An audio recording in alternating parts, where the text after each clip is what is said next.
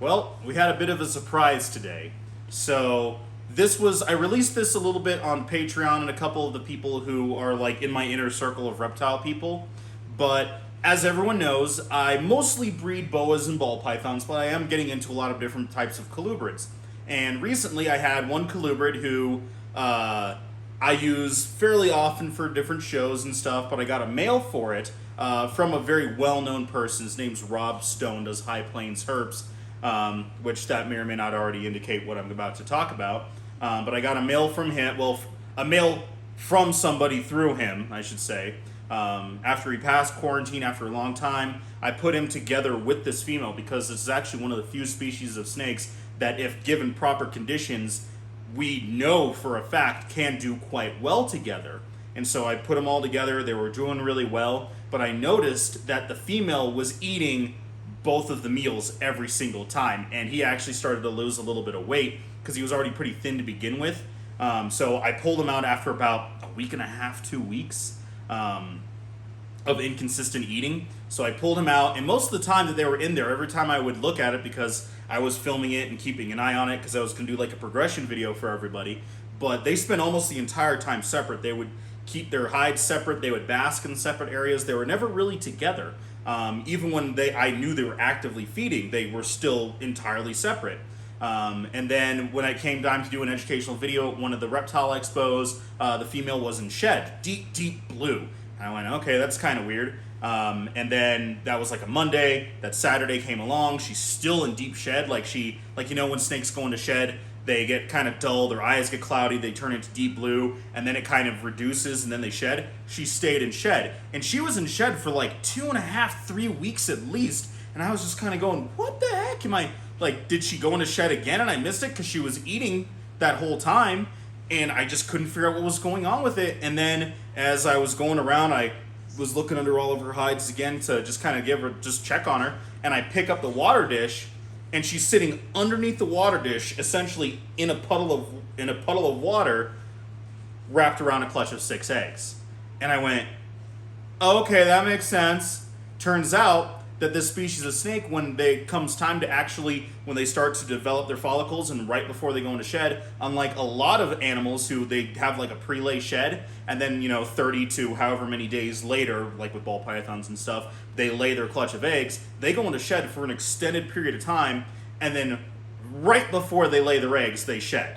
Like within a week, that happens, evidently, and as I looked into a little bit before, because I honestly thought it was a little too soon because the male was pretty young. He's only 1.5 years old. Well, evidently he did get the job done, because I went and I picked them out of the water and made sure they're okay, and I candled a couple of them, and they were all stuck together, and the 2 or 3 that I could actually get a good light on looked like it had veins. So I said, okay, let's do it. Let's see how this goes. And I, did more research. I really didn't think I was going to be producing them this early. So I went in and I double-checked everything. I calculated the day out, and I put it in to a separate incubator because they have to incubate at a little bit lower temps than ball pythons. And this morning, as I'm just going around checking on things, I go, oh, let's check to see how they're doing, because one of them, about 3 weeks ago, had a little bit of mold growing that I had to clean off a little bit. And, they hatched. So turns out I've never actually produced colubrids before, and right into this, we'll just get going because I've been building this up for however long now. We produced rhino rat snakes. Very first colubrids here at Jay-Z's Reptiles that have ever been born, rhino rat snakes. So 0 to 100 on that, but without further ado, let's show you some really cool little baby snakes. Okay, so I will just absolutely say, when I cracked open the incubator and I saw these little gray worms squiggling around, I absolutely lost my mind. So as we look here, out of the 6 eggs, I haven't pulled any of them out yet. So we have 1, 2. Nope. 1, 2, 3, 4, 5. So here's 5. Not sure if another one is... Where are you going? I don't know if there's another one still in here, if it just didn't hatch or not. Where are you going? Where are you going? Yeah, I'm not entirely sure.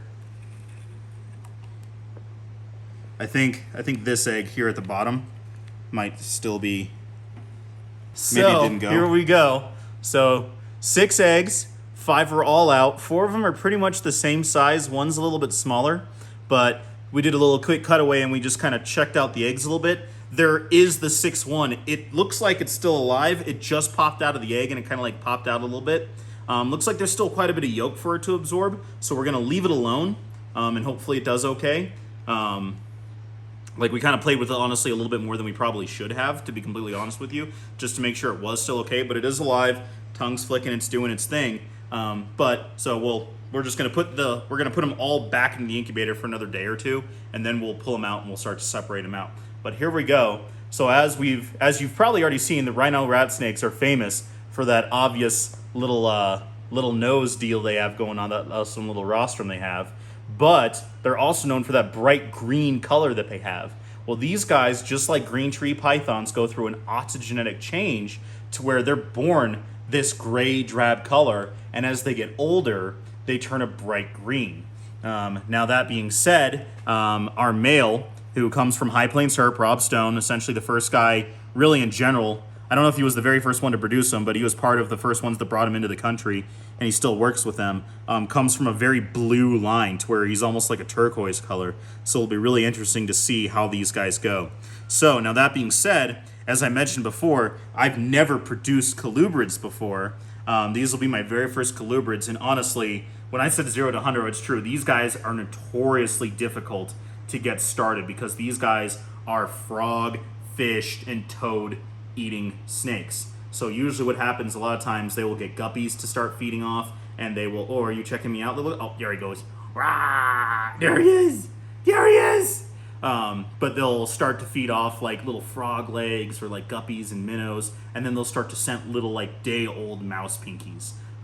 With the different, like either like rubbing on. Originally I was told by someone who does in fact produce them regularly to you, wow, you are such an angry little noodle. That's okay. It's their birthday, so they're allowed to be grumpy.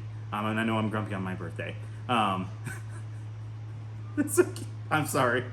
I'm just so excited, you guys. I really am. It's so cute. But they usually start off with like guppies and minnows, and then they'll go to scented pinks. Talking with somebody else who produces a lot of other oddball stuff and has been in the game for decades and decades, was telling me that like green tree frogs and stuff, they seem to work really well by like kind of scenting off of those guys. So maybe I'll do something like that. But I'll be reaching out to some people who I know for a fact have produced these guys regularly and asking for their help. But anyway, I just wanted to share this with you guys. I'm so excited. Here, if we're going back here, I'll put them back in here, and hopefully I won't have them going every which way. I'm gonna do this to kind of, there we go. So there you go, guys. So there's the 5 here. The smallest one, he's kind of like bundled up there, and there's that little one that he kind of popped out. Like I said, I honestly probably messed with it a little too much, but he wasn't moving, just to make sure. Like essentially we were gonna pull him out to be preserved as a wet specimen, but he's still alive, so we're just gonna leave him alone. We're gonna put him in the incubator, and we're gonna hope for the best. But I just wanted to share that with you guys, and hopefully look forward to some updates. Hopefully I have really good news and good updates with these guys, because this would be a pretty record year for us if all of the animals that we're producing are doing really well. So just wanted to share that with everybody again. I am so excited. Like I was doing like little jigs singing Baby Shark doo doo doo doo.